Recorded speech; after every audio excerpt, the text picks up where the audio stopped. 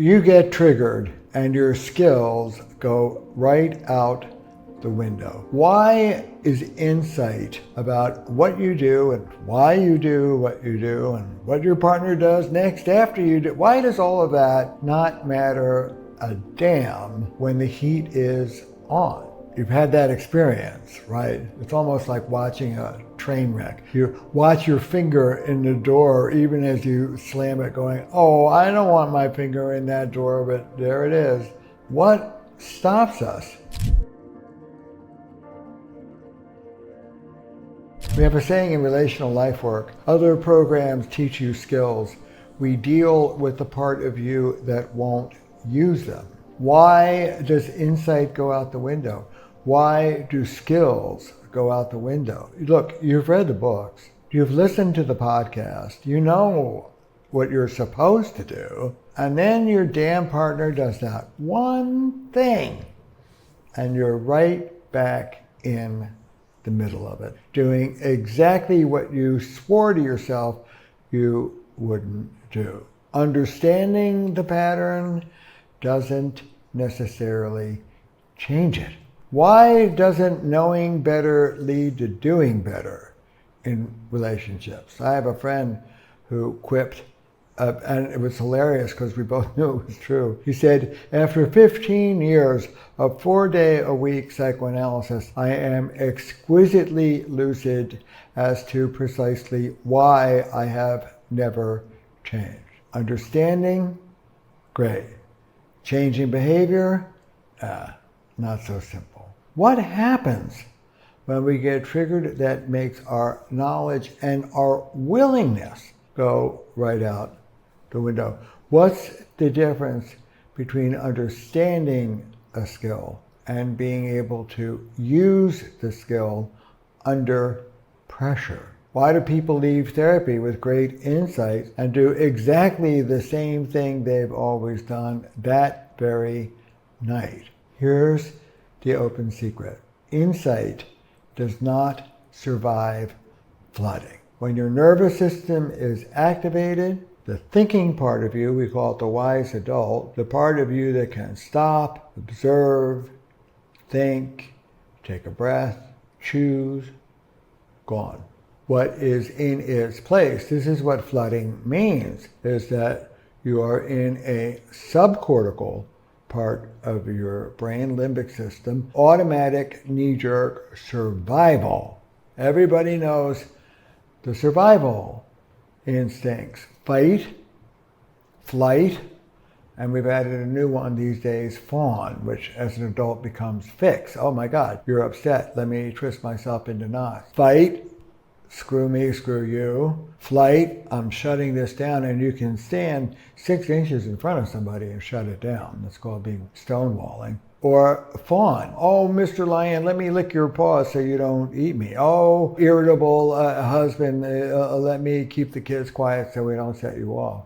Fight, flight, or fix. That's where you go. And it feels like it's life or death. It feels like I've got to stand up for myself or the world will come to an end. I've got to shut this down or the overwhelm will be just impossible to bear. I've got to make this better or I'm going to die in a shriveled up abandonment. I've gotta. The world depends on it. It is what we call the adaptive child part of us, not the thinking adult. Knee-jerk, automatic, instantaneous, physical, I call it whoosh, comes up from the body like a wave. Fight, shut it down, make it better. Anxiety, anxiety, anxiety. Oh, let me stop. Let me think. Let me take a breath. Let me get centered. Let me think for a moment about what skill I might use in this moment to chill out my angry partner rather than getting triggered and getting angry back, or getting triggered and shutting it down, or getting triggered and making them better no matter what it costs me. Stop and think. To observe is to have choice, because the part of us that can observe is the part of us that can choose rather than automatic impulse. Knowing and doing are very different things. Everybody understands muscle memory. If you're a pianist playing scales, if you're a skier, if you're learning French, how do you get something into your body, into your being, so that no matter how nervous you get or how anxious you get or how triggered you get, wait, I can hold on and remember this skill and do it. How do we do that? Practice, practice, practice. Coaching, coaching, coaching, and not alone. With your teacher, with other skiers, with other French speakers. Knowing and doing are different things. You can explain your pattern till you're blue in the face, but man, when your partner rolls her eyes, or when that guy shows up late again, or the underwear on the floor again, woof, you are off to the races. You know what? The first step in any skilled move, the first step, for example, in repair, an essential skill, when the wheels fall off, how do we get back? The first step is getting centered in the part of you that wants repair to begin with. That's the wise adult. The automatic knee jerk, oh my God. We have a saying, you can be right or you can be married. What's more important to you? That automatic reactive part of you, right. Who gives a damn about married? I'm going to prove that I'm right. These are the losing strategies of that automatic part of you. And the first skill, the skill, the central skill that you have to master before you can even begin to use other skills, is getting centered, getting out of the automatic knee-jerk, fight, flight, or fawn, into the part of you that can go, oh, wait a minute, I don't want to do that. I want to use a skill. I'm a fighter. My wife Belinda's a fighter. She gets mad at me. Whew. You know what? That's door A. She fights, I fight.